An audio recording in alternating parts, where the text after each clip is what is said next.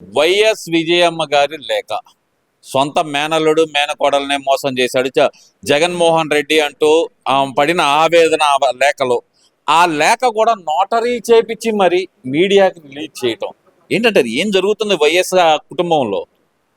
ఇప్పుడు ఏదో మాట్లాడాడు ఆడు, ఎవరు ఎమ్మెల్యే ఐ డోంట్ నో, మాజీ ఎమ్మెల్యే మా రాచముళ్ళు అంట. ఆడికి రాచముళ్ళు గుచ్చుకుందేమో తెలియదు. ఆడి కుటుంబ విషయాలు నీకేం అవసరం రా? ఎదవా సన్నాసి దౌర్భాగ్యుడ, నీకేమైనా అవసరమా? వాళ్ళు ఉంటే ఏమన్నా కోర్టులోకి వెళ్తారు, తేల్చుకుంటారు, తెచ్చుకుంటారు. దానికి నువ్వు మాట్లాడిన మాటలంటే ఒక వ్యక్తి మాట్లాడకూడని మాటలు. నేనైతే వాస్తవంగా చెప్తున్నాను, నాకు సంబంధం లేదబ్బా నీ కుటుంబ విషయంలో. వాళ్ళు చూసుకుంటారు. ఇప్పుడు అమ్మ, కొడుకు, కూతురు, అక్క, చెల్లి ఎవరుంటే ఆస్తి గొడవలో వాళ్ళు ఉంటారు. నీకేం సంబంధం రా నాయన? మీరందరూ ఎందుకు మాట్లాడేది జగన్మోహన్ రెడ్డి మాట్లాడాలి, లేదా వైఎస్ భారతి గారు మాట్లాడాలా, లేదంటే షర్మిల గారు మాట్లాడాలా, లేదంటే విజయమ్మ గారు మాట్లాడాలి. అవును కదా? మరి మీకేం నొప్పి? మీకేమన్నా ఇచ్చాడే? ఒక 4 కోట్లు 5 కోట్లు ఇచ్చాడేమో మరి మీరు మాట్లాడుతున్నారంటే అది హాస్యాస్పదంగా ఉంటుంది స్వామి. అది ఒక పద్ధతి కాదు, పాడు కాదు. ఎందుకు మీకు అవసరమా?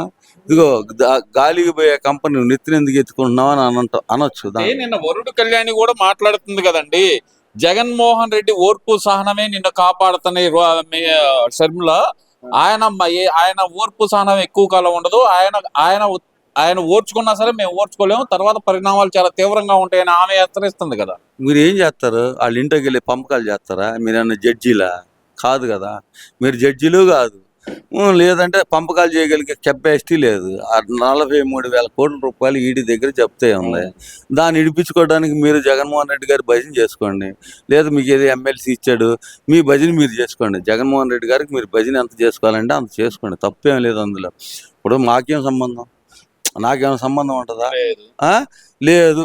చంద్రబాబు నాయుడు గారికి ఏమైనా సంబంధం ఉంటుందా? ఆయనే ఉన్నాడనే మాట కదా వాళ్ళంటే. వెనకమాల వేరే శక్తులు ఉన్నాయి.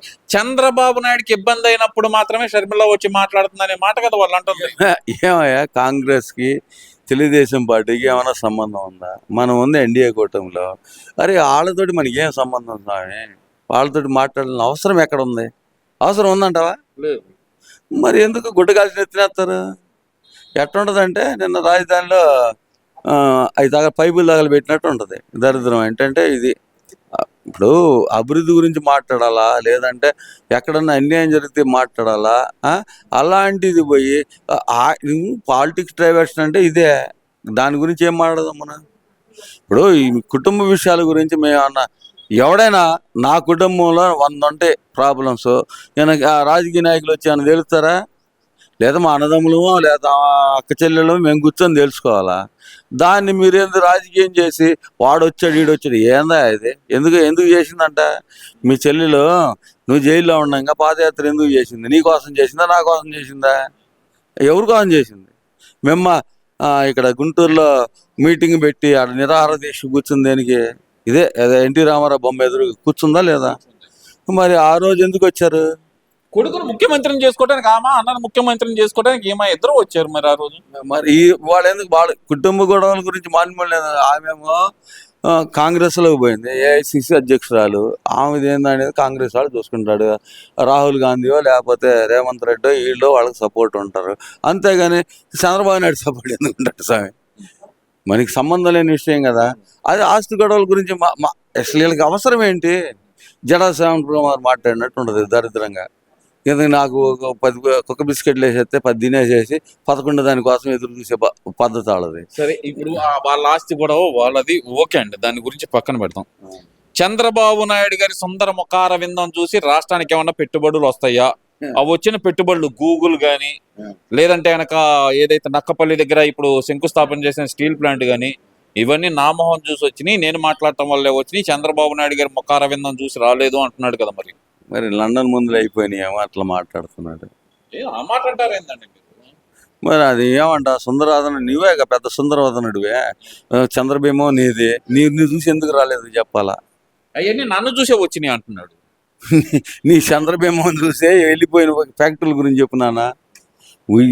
ఇక్కడ ఉండ ఫ్యాక్టరీలు ఎటుపోయినాయి అది దాని గురించి చెప్పు. నువ్వు అందరు నెల్లగొట్టావు. నాకేంటి నీకు 2,000 ఎకరాలు ఇవ్వాలన్నా? 2,000 ఎకరాలు 1,000 ఎకరాలు నా పేరు మీద రాయని అడిగిన మహానుభావుడు నాయన. అంతకు మించి ఏం చేద్దాం? నిన్ను చూసి వచ్చినాయా? మరి అప్పుడే శంకుస్థాపన చేయొచ్చు కదా. మరి ఇన్ని సంవత్సరాలు ఎందుకు వెయిట్ చేసావు? నువ్వు కట్టకపోనివాడు, అది వేరే విషయం. శంకుస్థాపన చేయాల్సిన అవసరం ఉందా? చేయాల్సిన అవసరం ఉంది. మరి ఎందుకు చేయలేదు? బ్రాహ్మణి స్టీల్స్ చేశాడు కదండి, అక్కడ కడపలో చేశాడు కదా ఒక స్టీల్ ఫ్యాక్టరీకి. అది ఇంతవరకు దిక్కుముక్కు లేకుండా ఉందిగా. అంతకుముందు చంద్రబాబు నాయుడు చేసిందే కదా ఆయన చేస్తుంది. చంద్రబాబు నాయుడు అదే ఏమంటారు తెలుసా, నేను గొయ్యితే పోయాను, దాంట్లో ఆ గోతిలోనే మళ్ళీ ఇంకో శంకుస్థాపన చేశానంటే అది ఎంతవరకు సమంజసం? ఇప్పుడు జనం చూస్తున్నారు, నువ్వు తెచ్చేయి తేని, నువ్వు రాష్ట్రాన్ని అభివృద్ధి చేస్తుంటే 11కి ఎందుకు విడిపోతావు? కనీసం 70 సీట్లన్నీ వచ్చిండే కదా. సరే ఇప్పుడు ఓకే అండి, మీరు 11 అని ఎగతాళి చేయాలి. మీరు ఎగతాళి చేయటం కాదు, ఈసారి 263 సీట్లు అండి. అది బాధ్యత మేము ఛాలెంజ్ చేస్తున్నాం. మరి దాంట్లో కూడా 11 కింద 6, 3, 9, 2, 11. ఇప్పుడు 263 అంటే కూడా 11 అంటే ఇది ఇంతకు ముందు 13 నుంచి 11 వచ్చినాయి. మేము 13 అనుకున్నాం. 175లో 7, 1, 8, 8, 5, 13 అనుకున్నాము. మేము 11 వచ్చింది, దానికంటే తక్కువ వచ్చింది. మరి రేపొద్దున కూడా అదే కదా, మేము ఎగతాళి చేయాలని. ఇందులో కూడా ర్యాగింగ్ అంటే 263 అని ప్రత్యేకంగా పెట్టి ఇందులో కూడా ర్యాగింగ్ చేయాలని. మరి నిన్న 11 నెంబర్ ఏదో పార్లమెంట్ లో ఇచ్చారంట ఆ రూము. ఏంటంటే అసలు ఈ 11 అనేది ఒక ఎమోషనల్ లాగా చేస్తున్నారు. 11 కాదు, ఒకటి వచ్చిన రోజు ఐఎమ్ ద నెంబర్ 1 అని చెప్పుకో. Only 1 seat, 1 of the legend అని చెప్పుకొని ఆయన. నువ్వు ఆ 11 సీట్లతోటి అసెంబ్లీకి రాలేనుడివి, నువ్వేం పీకుతావని నాకు తెలియదు. నాకైతే అర్థం కావట్లా.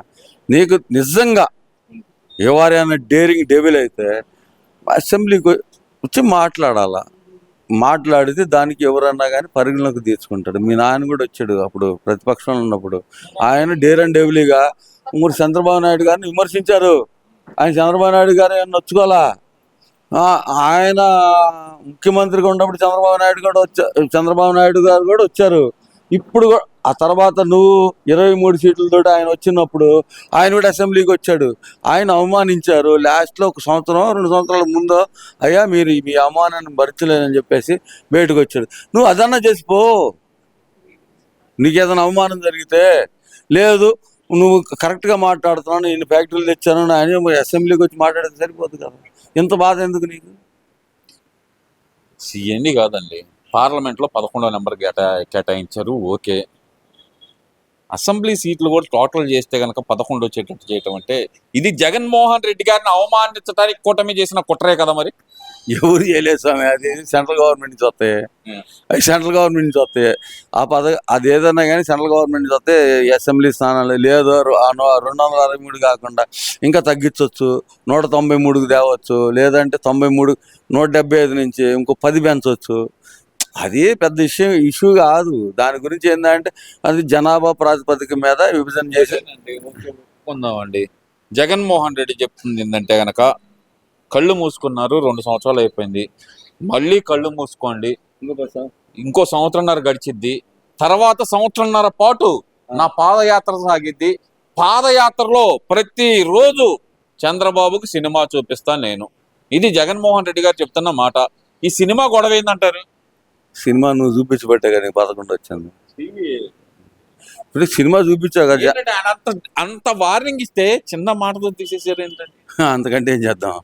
ఇప్పుడు సినిమా చూపించావు, 11 గంటలకు స్టార్ట్ అయ్యింది మ్యాట్ని, ఆ తర్వాత 2:30కి ముగిసిద్ది, ఆ తర్వాత మ్యాట్ని వస్తుంది, ఆ తర్వాత ఫస్ట్ వస్తుంది, ఆ తర్వాత సెకండ్ షో వస్తుంది. నువ్వు ఏ షోలు చేస్తావు చేసుకుని ఆయన. నీకు 10 ఆధారాలు ఉంటే గెలుస్తావు, లేకపోతే ఎవడు గెలిపిస్తాడు? చంద్రబాబు నాయుడికి సినిమా చూపిస్తానంటే మీరు ఏంటి first show second show matinee first show అంటే చూసుకోరా నాయన. పబ్జీ ఆడుకుంటా ఫస్ట్ షో చూసుకో, సెకండ్ షో చూసుకో, థర్డ్ షో చూసుకో. నీకు అధికారం ఇస్తే పబ్జీ ఆడుకున్నావు, లేదంటే పబ్లిక్ని నాశనం చేసావు, ఆంధ్ర రాష్ట్రాన్ని అధోగతి పాలు చేసావు. ఇంకంతకంటే ఏం మాట్లాడాలి? జగన్మోహన్ రెడ్డి గారు ఓ మాదిరిగా కూడా కనపట్టలేదండి.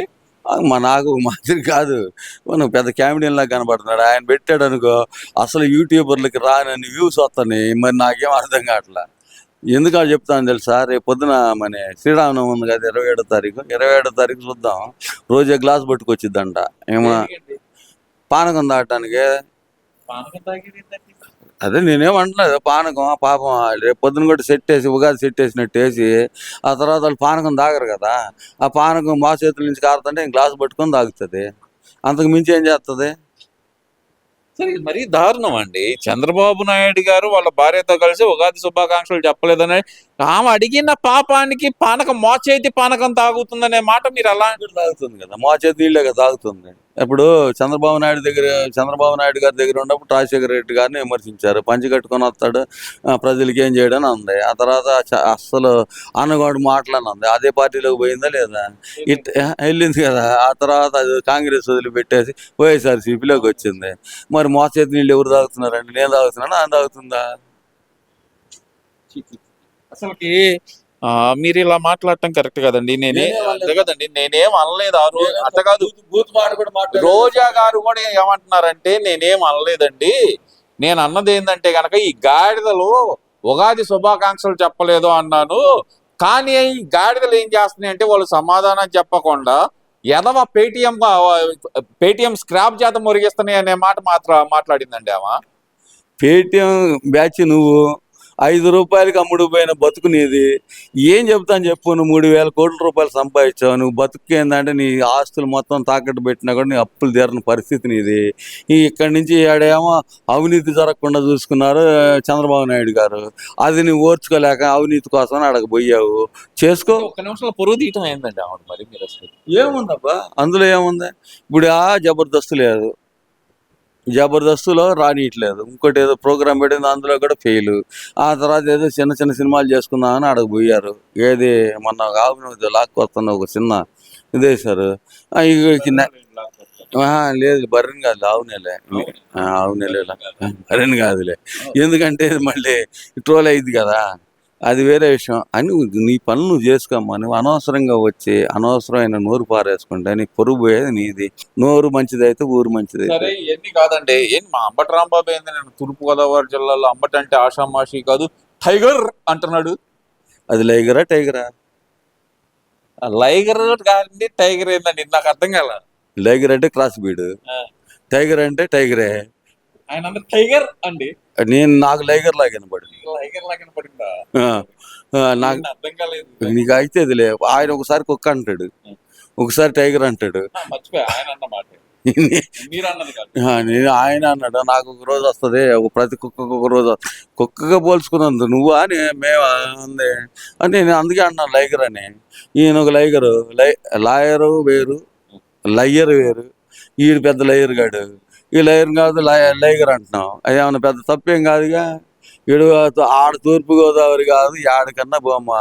నువ్వు ఆల్రెడీ లైగర్ అయిపోయావు. శంకర్ జాతి సినిమా అని చెప్పి నీకు అర్థమైపోయింది. అదేంటంటే లైగర్ కళ్యాణ్కి కాదు, చంద్రబాబు నాయుడుకి లోకేష్ కి కూటమికి సినిమా చూపిస్తానని చెప్పి ఇప్పుడే ఒక డైలాగ్ కొట్టాడండి ఆయన. ఎవరు? అంబటి రాంబాబు. అంబటి రాంబాబు. అరే నీ సినిమా నువ్వు చూసుకోరా, నువ్వు 22 ఎకరాల సినిమాలు కూడా ఏంటంటారు? వాళ్ళు సినిమాలు తీసుకోవాలనుకుంటున్నారు. ఇది అయిపోయిన తర్వాత వాళ్ళకి వచ్చిన డబ్బులు ఉన్నాయి కదా. ఆంధ్ర రాష్ట్రాన్ని చూసుకున్న 6 లక్షల కోట్లు. హీరో జగన్మోహన్ రెడ్డి, హీరోయిన్ రోజా. ఆ తర్వాత అంబటి రాంబాబు విలన్ పాత్ర వేస్తాడు, లేదా తండ్రి పాత్ర ఏదో ఒకటి వేసుకుంటాడులే. మనకి ఎందుకు లేకని వాళ్ళ గొడవ. ఇప్పుడు దోషిన డబ్బు ఉంది, ఒక్క నియోజకవర్గం 35 కోట్లు ఇచ్చాడు, అయినా గెలవలేకపోయాడు. 35 కోట్ల దాకా ఇచ్చాడంట, ఇప్పుడు 100 కోట్ల దాకా ఇస్తున్నాడంట ఒక్కో నియోజకవర్గానికి. ఇప్పుడు 163 అయిన తర్వాత 163 263కి ప్లస్ ఒక 35 కోట్లు ఎంత అయితే సరే లెక్కేసుకుందాం తర్వాత. దాని గురించి మనకి ఎందుకు లేకని ఎన్ని పంపించాలి డబ్బులు. మనం ఏమన్నా మూటల మోసి సంపాదించామా? లేదు కదా. మూటల మోసి సంపాదించినది కష్టపడి అయితే భుజాలు నొప్పులు పడతాయి కాబట్టి ఖర్చు పెట్టేటప్పుడు కొంచెం మనం ఆలోచిస్తాం. లేదు అనుకున్నప్పుడు మనం ఏం చేస్తాం స్వామి?